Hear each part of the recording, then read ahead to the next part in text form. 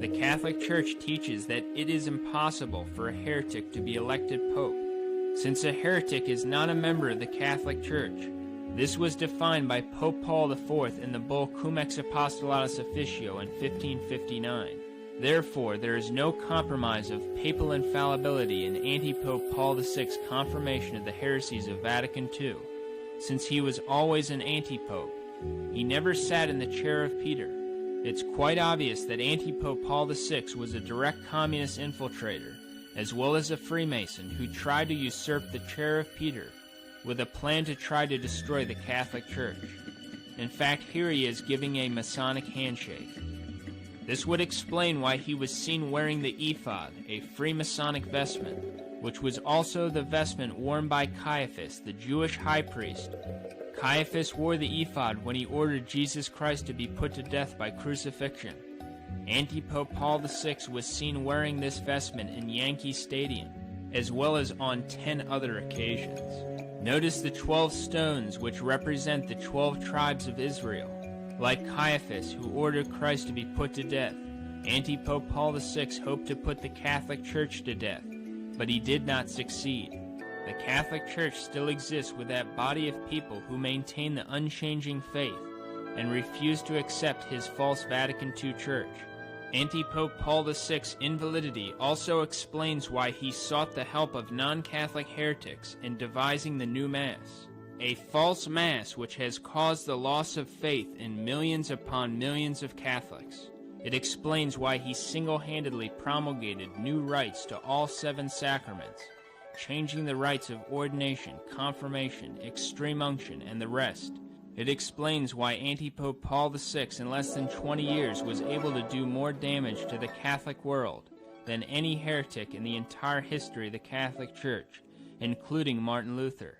No one ever caused the destruction that Anti-Pope Paul VI did with his apostate council, his abominable new Mass, and his sweeping and revolutionary changes. As one priest said, the very face of Paul VI reveals much. What it doesn't reveal, however, are the mysterious events that took place in the 1963 conclave from which Anti-Pope Paul VI emerged. There is much controversy about this conclave, as well as the conclave in 1958 from which Anti-Pope John XXIII emerged. Forgetting for a moment that neither of these two men could have been elected pope in a legitimate conclave, both being heretics, there is evidence that neither was even elected. Paul Scortesco was a cousin of 2 members of the Vatican's Noble Guard, including the president of the Noble Guard, which was responsible for guarding the conclaves of 1958 and 1963, and making sure that no communication occurred with the outside. Scortesco revealed the following in a published letter. Quote, "In the case of John XXIII, 1958, and of Paul VI, 1963, there were communications with the outside. It was thus known that there were several ballots in the first conclave, which resulted in the election of Cardinal Tedeschini, and in the second, Cardinal Siri." End quote. Scortesco obtained this shocking information from members of the Noble Guard, and Scortesco was found burned alive in his bed shortly after the publication of this letter. So Scortesco, prior to being knocked off, revealed that Cardinal Tedeschini, not Anti-Pope John XXIII, was actually elected first in 1958, and Cardinal Siri, not Anti-Pope Paul VI, was elected first in 1963. Scortesco also mentioned communication with the outside, which his later writings indicate involved the B'nai B'rith, Jewish Freemasonry. If communications with the outside unlawfully influence a papal election, this means that such an election is invalid. The outside communication with the Freemasons most probably prevented Tedeschini and Siri from having the free ability to accept their elections, probably by various threats, including death. The Communists and the Freemasons knew that neither Tedeschini nor Siri would go along with their evil attempts to destroy the Catholic Church, so they had to block their elections. If the outside communication mentioned by Scortesco did influence Tedeschini and Siri from having the free ability to accept their elections, then the subsequent elections of anti-popes John XXIII and Paul VI were absolutely invalid for that fact alone. for the Church teaches that each person in a papal election must be free. Those who want more proof that the elections of Antipope John XXIII and Paul VI were invalid need only to examine the revolution they caused. One needs only to think of the desolation of the faith that ensued and the millions of souls that have been lost, and one needs only to consider how they wasted no time in systematically trying to dismantle the Catholic Church. 30 Days magazine, a magazine favorable to the Vatican II antipopes, held an interview in 1994 with the head of Italian Freemasonry, the Grand Master of the Grand Orient Lodge of Italy. The Grand Master stated, quote, "As for that, it seems that John XXIII was initiated into a Masonic lodge in Paris and participated in the work of the Istanbul workshops," end quote. So it's obvious that Antipope John XXIII was a Freemasonic agent whose mission was to begin the attempted demolition of the Church of Christ by means of his false counsel. It is also known that on October 26, 1958, white smoke was seen emerging from the Sistine Chapel, indicating that a new pope had been elected, but no pope emerged. This was reported by newspapers throughout the world and heard on radio. Cardinals were even seen from the windows of the Apostolic Palace waving to the crowd, something not permitted if the conclave is still in session.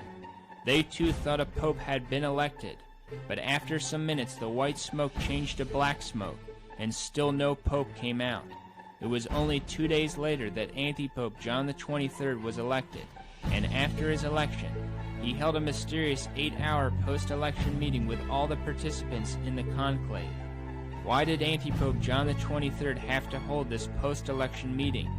Did it concern the first set of white smoke and the election of the real pope, which he and the enemies of the church blocked and prevented? It's obvious that the first set of white smoke indicated the election of the true pope, probably Tedeschini. Everyone, even the cardinals, believed that we had a new pope. But then the Freemasons and the communists got involved and prevented the new pope from assuming the office. This was the outside communication which Scortesco revealed. Then the white smoke changed to black smoke, and 2 days later the Freemasons and the communists implanted their man, the Freemasonic agent, Antipope John XXIII. The same interference occurred in the 1963 conclave, although in this case Cardinal Siri was the man who had his election illegally blocked in favor of the infiltrator Giovanni Montini, Antipope Paul VI. Some ask if Tedeschini and Siri were elected in 1958 and 1963 respectively. Why didn't they stand up for their office more vigorously? Our purpose here is not to examine this question. Our purpose is simply to establish that the evidence of their elections, as well as the communication with the outside, demonstrates that something uncanonical went on during the conclaves of 1958 and 1963 as Scortesco revealed. This makes perfect sense because we know by divine faith that Antipope Paul VI could not have possibly possessed the keys of Peter, since he solemnly bound his subjects to the heresies of Vatican II. Vatican II could not have been bound in heaven, so we know that Antipope Paul VI had no power to bind on earth, for he did try to bind Vatican II on earth. And Antipope John XXIII also could not have been a true pope, since he set the table for the apostasy, while being a heretic himself. Even Malachy Martin, a best-selling author, a Vatican insider, and a hero of many defenders of Antipope John XXIII and Paul VI, blows this story wide open by admitting in his book The Keys of This Blood that it's well known that Cardinal Siri received the required number of votes to make him pope in 1963, but that Siri was influenced by what Martin calls, quote, a little brutality, end quote. Martin explicitly mentions that communication occurred between a member of the conclave and an internationally based organization concerning the Siri candidacy. So even Malachy Martin, a defender of antipopes John XXIII and Paul VI, admitted that Cardinal Siri received pressure not to accept the office to which Martin admits he was elected. This confirms what Scortesco revealed and demonstrates again that the election of Antipope Paul VI was fraudulent. But besides the testimony of Martin and Scortesco, an interview that Cardinal Siri gave before his death is worthy of note. In a published interview with the Marquis de Franquerie, Louis Remy, and Francis Delay, Siri was asked questions on various topics, including what Scortesco revealed about his election. While denying various other things in the interview, Siri would not deny that he was elected Pope. All he would say was that, quote, "I am bound by the secret. This secret is horrible. I would have books to write about the different conclaves. Very serious things have taken place, but I can say nothing." The interviewers concluded that since Siri denied other things they asked him, but would not deny that he had been elected, that what Scortesco said was true. One should note that Siri was mistaken about being bound by the secret of the conclave, for the secret of the conclave would not bind when the salvation of millions of souls are at stake. And the horrible secrets of the conclave which Siri alluded to, without a doubt, referred to the unlawful intervention of outside forces, which blocked his ability to accept the chair of Peter. There is much more that could be said on this topic, but none of this evidence is necessary to prove that Antipope Paul VI was an antipope, who did not possess the keys and authority of Peter. We know this from the heresies of Vatican II and his confirmation of them. No one can deny this. The information concerning the 1958 and 1963 conclaves simply indicates how all of this has happened, and it demonstrates that none of the actions of the Vatican II antipopes have any bearing on papal infallibility. Thus, is there any surprise why Malachy Martin also reveals that at 12 a.m. on the day of Antipope Paul VI's coronation, a black mass was celebrated, and Satan was enthroned in the Vatican? Also, is there any doubt why Antipope Paul VI proceeded to give away the papal tiara, the sign of a true pope's authority, to a Jewish merchant? It is also documented that Antipope John XXIII frequently remarked that Vatican II was a new Pentecost. Pentecost is recognized as the day on which the Roman Catholic Church was publicly founded. By identifying Vatican II as a new Pentecost, Antipope John XXIII was announcing that it was the beginning of a new church. This new church is presently headed by Antipope John Paul II, who declared at the very beginning of his reign that his primary intention was to implement Vatican II. Thus, is there any doubt that Vatican II and its antipopes represented the beginning of the attempted eclipsing of the true Church of Christ by the apostate fake of Vatican II? Our Lady warned us at La Salette on September 19, 1846, by telling Melanie, quote, "Rome will lose the faith and become the seat of the Antichrist. The Church will be an eclipse," end quote. As Our Lady predicted and as Scripture predicted, the true Church of Christ has been eclipsed by the phony Vatican II Church. But as in an eclipse, the thing blocked out of sight still remains, so the true Church of Christ still remains in the remnant of faithful Catholics who maintain the traditions and the true faith.